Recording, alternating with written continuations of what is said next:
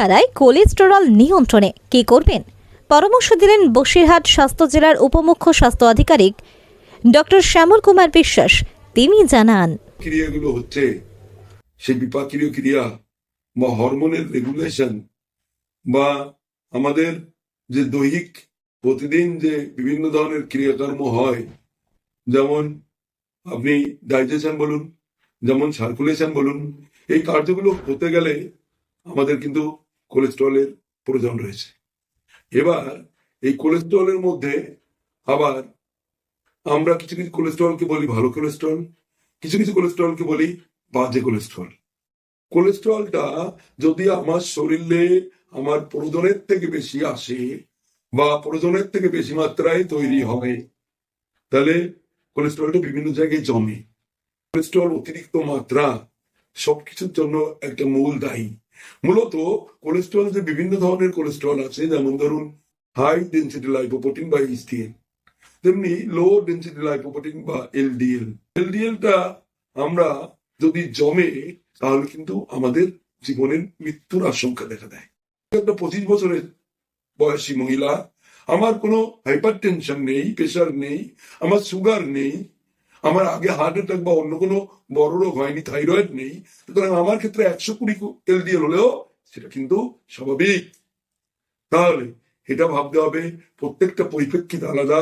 বয়স একটা important factor, সেই বয়সের সঙ্গে আর একটা ফ্যাক্টর হচ্ছে আমার কোমরবিডিটি, আমার কি রোগ আছে। আমার কোনো কিছু নেই, কোলেস্ট্রল 120, আমার বয়স 30, okay, that is no problem.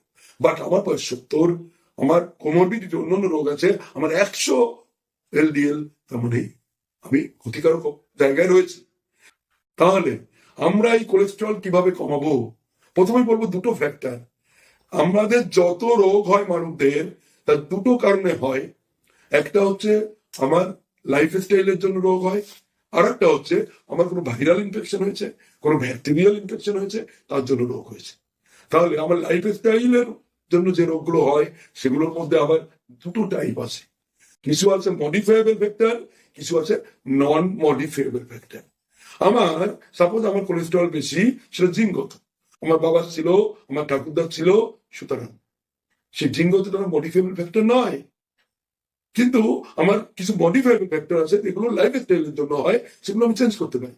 আমি অ্যালকোহল নেই, আমি স্মোকিং চেন স্মোকার সাপোজ, তাহলে আমার কোলেস্টেরল বাড়বে।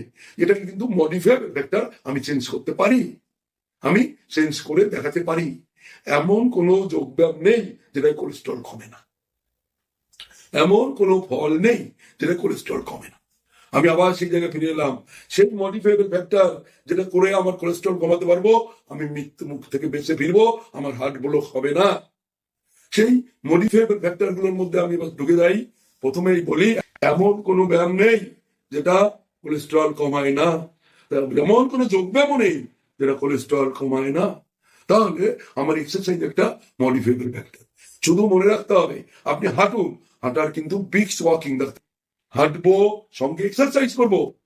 মেডিকেল সায়েন্স বলছে 150 মিনিট 5 দিনে, তার মানে 7 দিনের মধ্যে 5 দিন 30 মিনিট করে ব্যায়াম করলে হবে।